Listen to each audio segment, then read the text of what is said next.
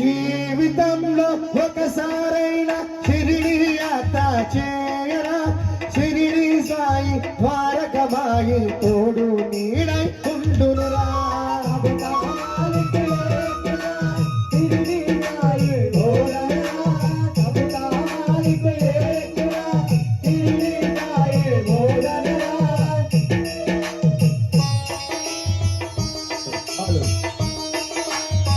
जय बोलो श्री साईनाथ महाराज की जय।